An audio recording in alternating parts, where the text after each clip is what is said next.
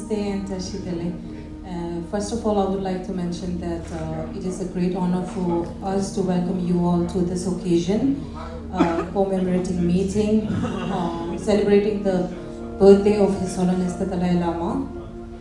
And I believe that this is an opportunity for all of us to reflect on his teachings and his enduring legacy on peace, compassion, and universal responsibility. I thank you all for coming here once again. यहाँ पे मौजूद और हमारे साथ जुड़ने के लिए धन्यवाद सभी को. और now may I request our Honorable Khenpo Sonam Temple to say a few words to the gatherings.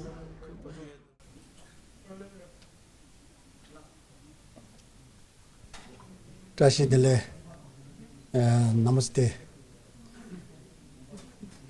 To Shri Bhattiari Matabji, honorable members of Parliament and distinguished guests, it gives me great pleasure and honor to welcome all of you to this gracious event. On behalf of Tibetan Parliament in exile, I extend my warmest greeting and gratitude for your presence here to celebrate His Holiness as ordinary life and legacy. You've been here demonstrate a profound respect for His Holiness the Dalai Lama and for his commitment to non-violence, dialogue, compassion, and universal responsibility. The values that he lived, that the timeless bond between India and Tibet that he always cherishes. As we celebrate the 90th birth anniversary of His Holiness, a milestone we are honoring as the Year of Compassion throughout the world. It is important to revisit our commitment to peace, non-violence, human rights, and interfaith harmony that he continued to inspire millions. In recognition of his extraordinary contribution, the 9th World Parliamentary Convention on Tibet, Tokyo recently adopted resolution reaffirming its great for His Holiness enduring service to humanity. No other country in the modern history has shown the moral leadership and unwavering kindness as India and shown to Tibet and Tibetan. For this, we express our heartfelt gratitude to the government and people of India. Your generosity has not only ensured the survival of Tibetan civilization, but also allowed His Holiness to share with the world the profound wisdom of India's own ancient traditions, including the Nalanda heritage.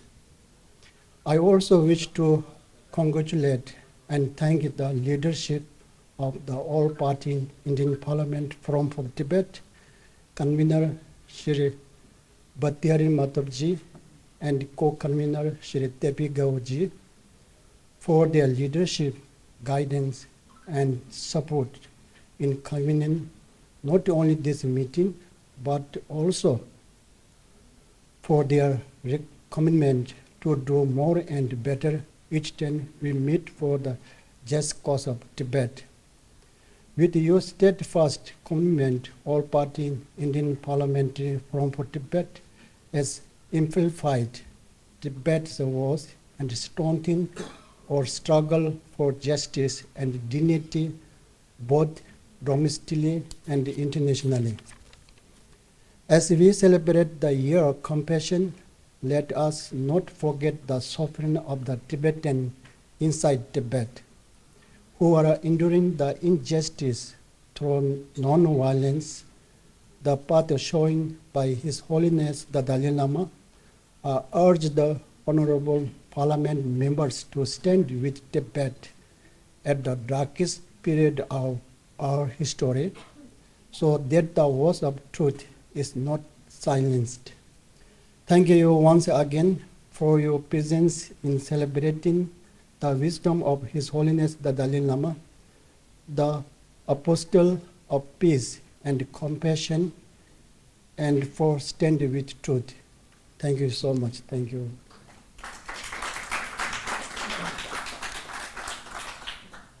Thank you, Honorable Speaker Khenpo Sonam Temphela.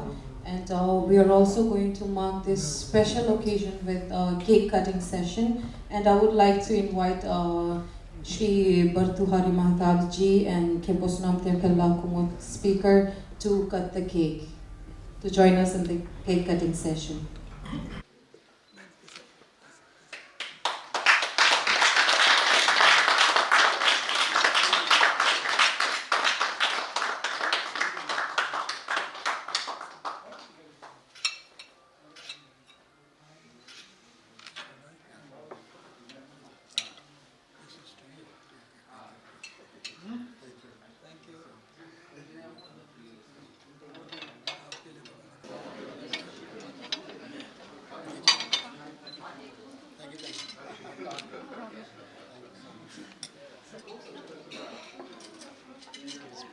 Now request Honorable Sudhakar Singh ji, Member of Parliament, to give a short speech.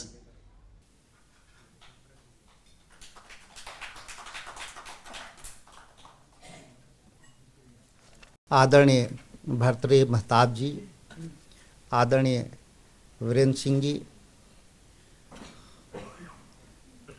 तिब्बती संसद इन exile के सम्मानित speaker महोदय और यहाँ पे उपस्थित सभी सम्मानित अतिथिगण, आज की वह संध्या परम पावन 14वें दलाई लामा जी की 90वीं जयंती के स्मरण और करुणा वर्ष के उद्घोष के साथ शांति, अहिंसा और करुणा के उत्सव का अवसर है। इस आयोजन के लिए all party Indian parliamentary forum और तिब्बत को हार्दिक बधाई और धन्यवाद। कुछ बात मैं रखना चाहता हूँ। पावन दलाई लामा केवल तिब्बती जनता के आध्यात्मिक नेता नहीं बल्कि हमारे समय के सबसे बड़े शांति पुरुषों में से एक हैं, जिन्होंने करुणा, सत्य और अहिंसा को राजनीतिक संघर्ष के केंद्र में रखा। भारत ने उन्हें और हजारों तिब्बती शरणार्थियों को आश्रय देकर न केवल मानवीय कर्तव्य निभाया बल्कि एशिया की एक प्राचीन सभ्यता के संरक्षण की ऐतिहासिक भूमिका भी निभाई। हमारे पूर्वज नेता डॉक्टर लोहिया ने बार बार कहा था कि भारत का नैतिक कर्तव्य है कि वह तिब्बती जनता पर हो रहे अत्याचारों, उनकी सांस्कृतिक अस्मिता पर हो रहे हमलों के विरुद्ध विश्व जनमत को संगठित करें। वे केवल तत्कालिक कूटनीतिक व्यवहार्यता के नहीं बल्कि दीर्घकालिक नैतिक और रणनीतिक दृष्टि के पक्षधर थे। उनकी नज़र में तिब्बत की स्वतंत्रता और प्रगति एशिया में लोकतांत्रिक ताकतों को मजबूत होने की शर्त थी। भारतीय समाजवादी आंदोलन ने शुरू से ही तिब्बत, नेपाल और अन्य हिमालयी देशों के क्षेत्रों के लोकतांत्रिक संघर्षों के साथ एकजुटता व्यक्त की। समाजवादी विचारधारा ने हम माना कि बिना अंतर्राष्ट्रीय न्याय के केवल सीमाओं की रक्षा से राष्ट्रीय सुरक्षा संभव नहीं है। जब तक पड़ोसी समाज दमन और अधिनायकवाद के बोझ तले दबे रहेंगे तब तक भारत की वास्तविक रूप से सुरक्षित नहीं हो सकता। यही कारण है कि समाजवादी परंपरा ने मानवाधिकार, सांस्कृतिक स्वतंत्रता और आत्मनिर्णय के अधिकार को विदेश नीति का नैतिक आधार बनाने की बात की।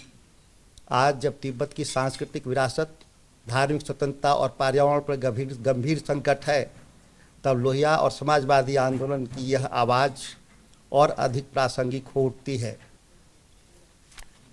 इस विषय पर समाजवादी आंदोलन और उसके हमारे नेताओं का 75 साल से जो राय रही है वह आज भी राष्ट्रीय जनता दल, लालू प्रसाद जी और हम लोगों की नई पीढ़ी की भी राय वही है भले ही देश में सरकार की राय और उनकी आवाज़ धीमी हो गई हो, लेकिन एक समय के अंतराल के बाद तिब्बत का मसला निश्चित तौर पे हम लोग पार्लियामेंट के सत्र में इस बार उठाएंगे और उम्मीद करते हैं कि जो भी मदद हो सकेगा हम लोग करेंगे। इन्हीं चंद शब्दों के साथ धन्यवाद। Thank you so much, Honorable Sudhakar Singh ji, for your inspiring words.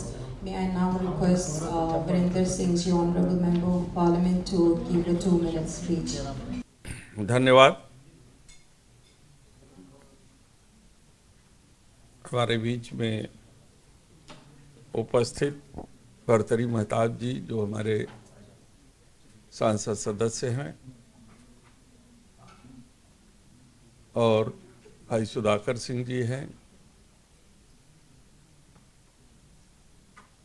तो यंग भी हैं और डायनेमिक भी हैं, संसद सदस्य हैं, और हमारे साथी संसद सदस्य श्री अहिरवार जी और तमाम यहाँ पर उपस्थित निर्वासित तिब्बत पार्लियामेंट के सभी सदस्यगण,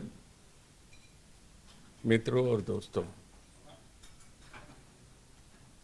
आज हम 90वां वर्षगांठ जो है मना रहे हैं पूज्य दलाई लामा जी के अवतरण का।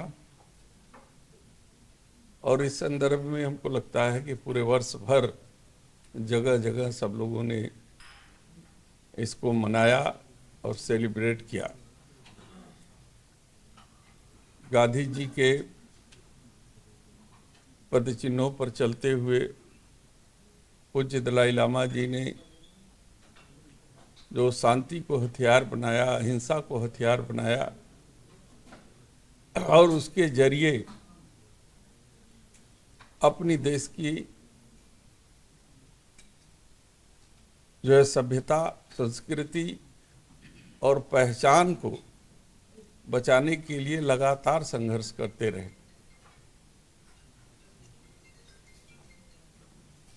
हमें आपके अंतर्राष्ट्रीय स्तर पर हुए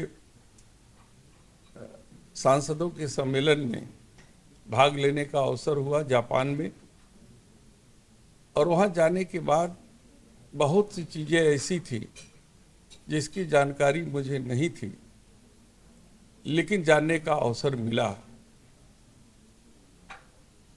और जान करके यह आश्चर्य भी हुआ कि तिब्बत जो हमारे देश का सबसे शुभचिंतक अंग रहा है, आज विस्तारवादी नीतियों के चलते पड़ोसी देश किस तरीके से उसका वजूद मिटाने के लिए तत्पर है। यहाँ तक कि तिब्बती भाषा खतरे में है, वहाँ के कल्चर खतरे में है, और उसको बचाने के लिए दुनिया भर के देशों के साथ आप लोग संपर्क में हैं। और भारत से आपको विशेष रूप से आशा भी है और आशा करनी भी चाहिए कि भारत आपकी आइडेंटिटी को बचाने के लिए, आपकी संस्कृति और सभ्यता को बचाने के लिए, आपकी भाषा की पहचान मिट न जाए, इसको संरक्षित करने के लिए देश के पार्लियामेंट में भी अगर चर्चा हो सके तो सबकी राय ले लें, और कुछ इस तरीके से इंटरनेशनल स्तर पर माहौल बनाएं जिससे पड़ोसी देश का जो विस्तारवादी नीति है उसके चंगुल से हम तिब्बत को संरक्षित कर सकें। तिब्बती संस्था जो है, वहाँ की सभ्यता हमारे देश के लिए अमूल्य धरोहर है, और हम कोशिश करते हैं, क्योंकि मैं सारनाथ वाराणसी से आता हूँ, इसलिए पूज्य दलाई लामा जी से मुलाकात भी मेरी है। मैं उनका बहुत ही बड़ा अनुयायी और प्रशंसक भी हूँ। तो मुझे तिब्बत से लगाव भी है, और जब भी आपका प्रोग्राम आता है, हमें सुनाई देता है, मौका मिलता है, तो ज़रूर हम आपके प्रोग्राम में आकर के हौसला अफजाई करते हैं। जितनी मेरी शक्ति है, जितनी मेरी ताकत है, उस ताकत के साथ हम आपके साथ खड़े हैं। आपने आज ये सेलिब्रेट किया 90वां जन्मदिन पूज्य दलाई लामा का, और हम उसमें उपस्थित होकर अपने आप को खुद गर्वान्वित महसूस कर रहे हैं और ईश्वर से प्रार्थना कर रहे हैं कि इसी तरीके से वो हम लोगों को आशीर्वाद देते रहें, और इस लड़ाई को आप जारी रखिए, और इस लड़ाई में ईश्वर आपके साथ रहेगा। धन्यवाद।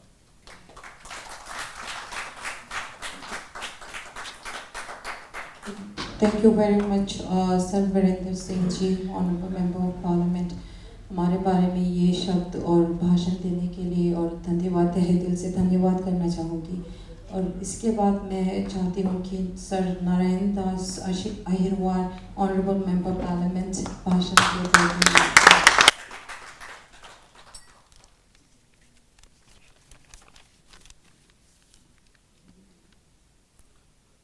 ऑल इंडिया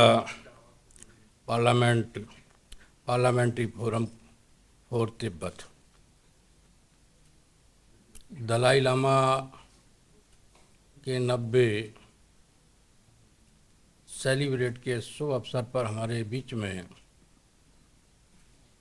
हमारी पार्टी के बहुत सम्मानित भाई, बड़े भाई वीरेंद्र जी, सम्मानित सांसद जी भर्तृहरि मेहताब जी, सुधाकर सिंह जी, सम्मानित हमारे बीच में उपस्थित सभी भिक्षुगण, सम्मानित सभी साथियों, एशिया महाद्वीप के ज़्यादातर देश भगवान बुद्ध के संदेशों से प्रभावित होकर के बौद्ध धर्म को ग्रहण किया। बौद्ध धर्म की एक सोच रही, भगवान बुद्ध की एक सोच रही कि संसार में जो भी देश हैं, कोई भी देश किसी भी देश की भाषा, उसके रहन सहन, उसके कार्य में हस्तक्षेप ना करें। आज बहुत लंबे संघर्ष के बाद हम देखते हैं कि चाइना जैसे बड़े देश ने तिब्बत का अस्तित्व खत्म करने के लिए तिब्बत को अपनी गिरफ्त में लिया है। हमारे दलाई लामा साहब जो भगवान बुद्ध के अनुयायी रहे हैं, निरंतर संघर्ष करते रहे कि जो हमारा अस्तित्व है किसी भी तरीका से खत्म ना किया जाए। आज भारत के लोग भी इस बात से चिंतित हैं कि तिब्बत अपनी स्वतंत्रता प्राप्त करे और भारत के लोग तिब्बत के साथ खड़े हों। अभी हमारे साथियों ने अपनी बात को रखा कि हम लोग भी भारत की संसद में तिब्बत का किसी भी तरीका से नुकसान ना हो, इसके लिए अपनी बात फोरम पे रखी जाएगी और हमारी पार्टी के नेता माननीय राष्ट्रीय अध्यक्ष अखिलेश जी भी भगवान बुद्ध और उनके आदर्शों से प्रभावित हैं। निश्चित रूप से हमारी पार्टी आपको हर तरीक़ा से मदद करेगी। इन्हीं चंद शब्दों के साथ आपने हमें बुलाया, हम आप लोगों को बहुत बहुत धन्यवाद देते हैं और इसके लिए आभार धन्यवाद। Thank you very much, Honorable Das Agarwal ji. And now I would like to invite or welcome Professor Angupcha Bimol Ukaijam, Honorable Member of Parliament, to say a few words to the gatherings. First of all, thank you for inviting me for this function. I have attended this last time. Thank you, Mehtabji, for the solidarity that you have led the Indian parliamentary groups to the Tibet cause. And Sonamji had come to my place, our honorable speaker from Tibetan Parliament in Exile, and other members from my own colleagues from Indian Parliament as well as from the Tibetan Parliament in Exile. Sometimes there are things which you feel, but sometimes you don't say it because of so many things. But I must share with you a couple of things which I feel whenever I think about Tibet. Whether I was a student activist or as a faculty in universities here in Delhi or as a member of Lok Sabha.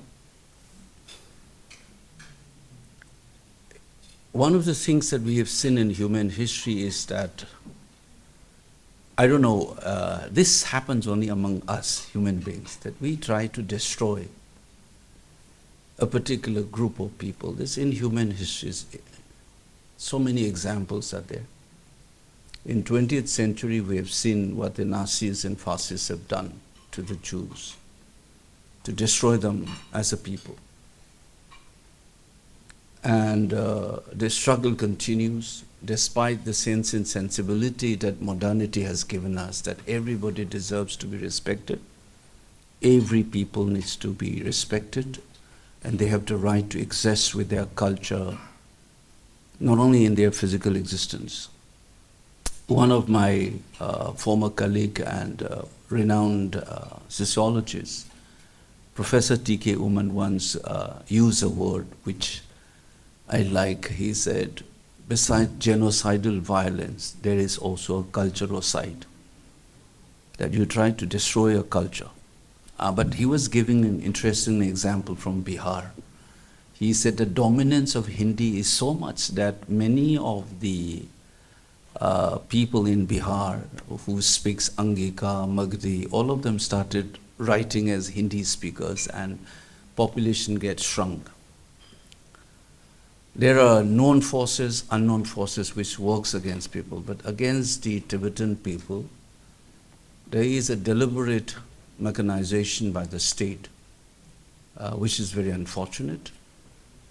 That the political autonomy is one question, but the other question is about people's own right to exist with their culture, their environmental intact.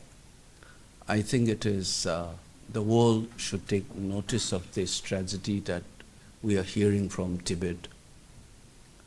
This is something that I like to share with you here. But the beauty, some will call it very idealistic. Yesterday I was speaking in Parliament. I said there are 4 people who have changed in modern world the way we look at ourselves, the worldview that we have. There were 3 Jews and 1 non-Jew. The 3 Jews who have changed the world, the way we understand each other, is Karl Marx. The entire 20th century's world, the way we organize ourselves, haves and have-nots, bourgeois and the proletariat and capitalist country and the socialist country, world is divided. And the way we understand family to nation state, this outlook changes the way. The second person is Sigmund Freud, who have also driven us to change the way we understand how culture comes into being, how family comes into being, how art comes into being, why we fight each other, all kinds of things he explains, a very profound theory, and it's still. The third one is Einstein. The way the Newtonian physics have made us understood about the physical world, the Einstein changed it completely. These are the three Jews, and who's the fourth one? The fourth one is Mahatma Gandhi. And so much so that Einstein once said that future generation will barely trust that such a man in flesh and blood ever walk on the surface of the earth. He changed the way we understand politics. And I think we must add one more. The President Dalai Lama, His Holiness, is another person, despite such oppression, such kind of debilitating forces that has been subjected to their people, Dalai Lama doesn't have that anger, that hatred. And as I speak, I can feel, I become a little slightly emotionally, what kind of person would be able to do that? If I were a leader of oppressed people, I would be full of anger and hatred. But His Holiness has this calm compassion, but without losing your ground. His capacity to engage with people. I am blessed that I met him in his, as he turns 98 in Ladakh. It was, I'm not a Buddhist, but you can feel when you are with him. And me and my wife, we kept on talking for days on. I said, we felt blessed.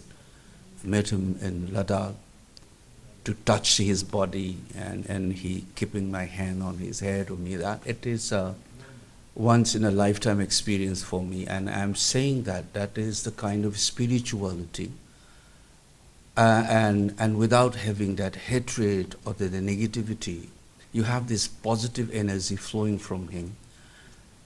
And I often wonder, just as Gandhi had struggled with his value-based politics to a hard politics, Dalai Lama's passion, people might dismiss it, but I can remind you that as long as we exist as a human being, this side of us, represented by great souls like Gandhiji and His Holiness, shall remain as an antidote to the negative side of human beings, which is oppressive, which is unjust. And I wish that Tibetan people get his blessing, continue to get his blessing all the way till you have your right to exist with dignity as a human being on this planet. Thank you so much for inviting me to be part of this.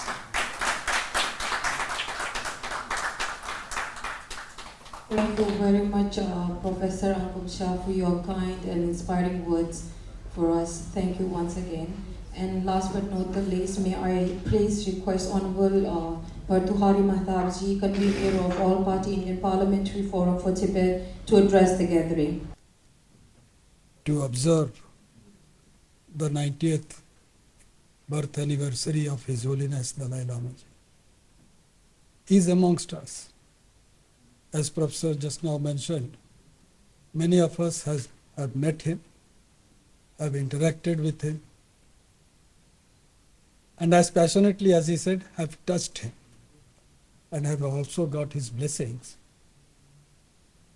The manner in which he holds your hand and puts it on his head, or when he touches the forehead, by his forehead, that shows what type of affection he has for human being.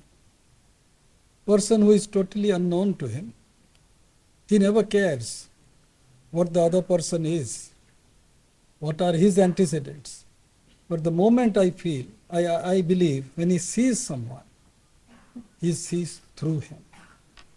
And he sees through him as a divinity resides in him, also resides in every human being.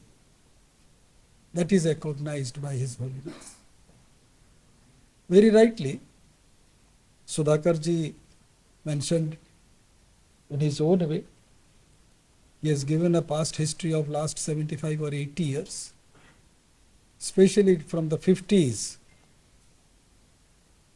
when the issue of Tibet came into existence, and cutting across party lines when political leaders of this country stood together in support of His Holiness Dalai Lama Ji and his people. Before that, Panchsil was being propagated. Despite that, the best thing that India has done, and which is also being cherished throughout the world, is that the commitment that this country had made in the 50s, despite change of government, that commitment still holds. That is something which is our strength of this nation. That politically one may differ, but there are certain commitments once made, this country will stand by that. At times I also wonder, is it because of India that the people of Tibet who had left their homeland sought shelter after so many generations, after so many years, say 75 years or 65 years, if I feel 1960 or 1959 as the year? Is it because of India that Tibetans are still here? As the story goes, about a glass of milk and a spoon of sugar, when a question was asked by the king that you are different, we will give you shelter, but how are you going to accommodate yourself with our society? He had sought for a glass of milk and a spoon of sugar, and he just mixed it. He said, we will be a part of this. That's how you have all been.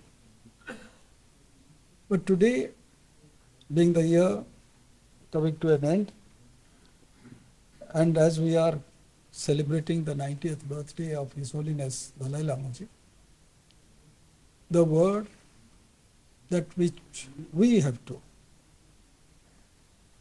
remember is Karuna. Professor mentioned, where is that anger? Where is those negativity? Despite you being humiliated, your community being humiliated, displaced, tortured. Even today, when young boys and girls are bereft of their family and thrown into certain hostels to learn a different language, so that you forget your past, your culture, your language, your religion, still then, that sense of Karuna prevails. That is something which all of us have to learn. Every human being has to learn. We get so much, as politicians, as a public figure, we get very much agitated when certain things are not as per our liking. And when we see His Holiness Dalai Lama Ji, an apostle of peace, an apostle of Karuna, apostle of friendliness, of friendship, one feels that here is a person who is living amongst us, who is moving amongst us, and still preaching one thing, that be compassionate to other person who is beside him. As I see last time when we met in this hotel, perhaps that was also in the month of December, there were some other, same day. there were many other members from our parliament. Of course, today has been a different day. The Lok Sabha got adjourned at around 1:30 or so. So most of the members went home. Some also have left Delhi. And there are a number of marriages also going on today. So many of us have to go and attend those marriages. And Rajya Sabha, of course, went off but quite late. So we have a very thin presence today. But I can assure you, Honorable Speaker,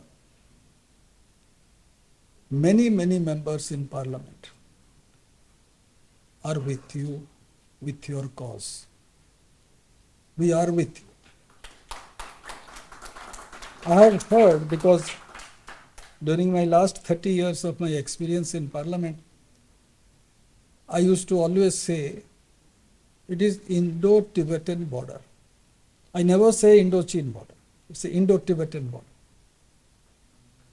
I always maintain. And now I'm hearing, for last 2 years or so, many members have started saying Indo-Tibetan borders.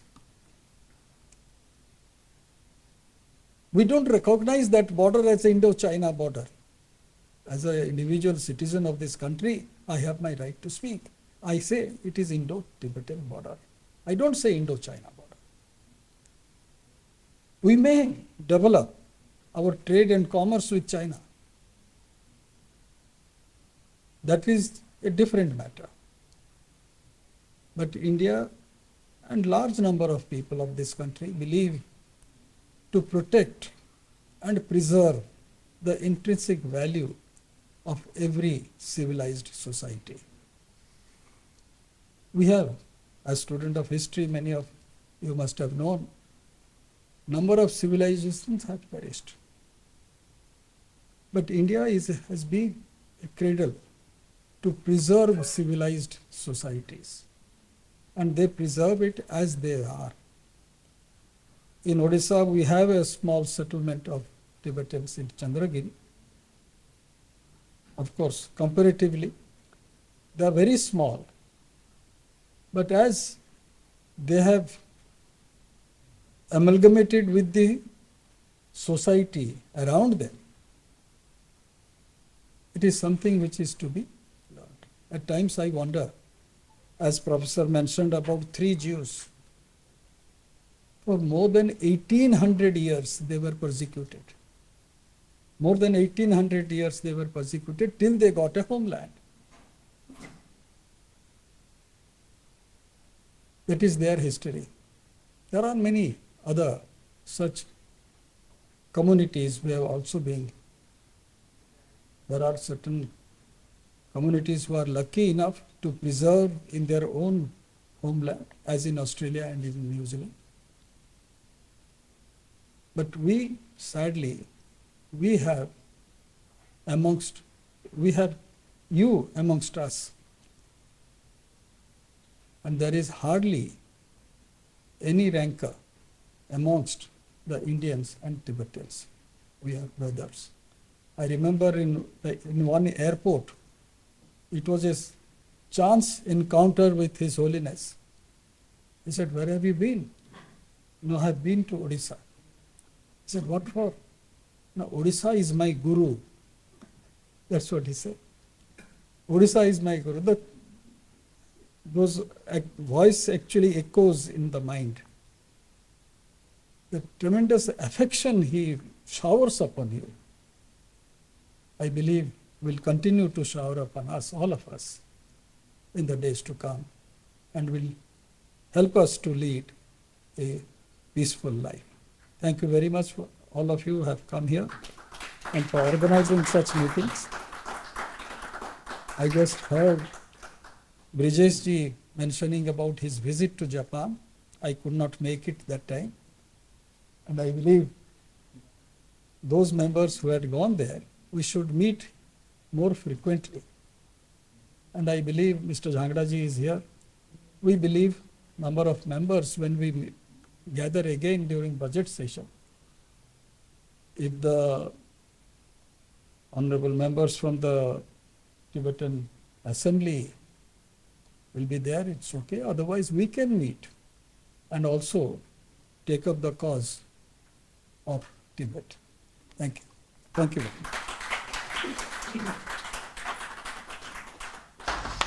Thank you very much, Honorable Prathuhari Mehtab ji. It is truly honoring and heartwarming to see how connected you feel with us and our cause. And thank you so much for standing with us, and thank you for your kind words. And we will definitely see to look in the future to have more members included in the session. And unfortunately, this couldn't happen today. But I'm very glad that the other members could make it here. Thank you so much once again. And before we move on to the dinner reception, I would like to request all the members to assemble here for a group photo.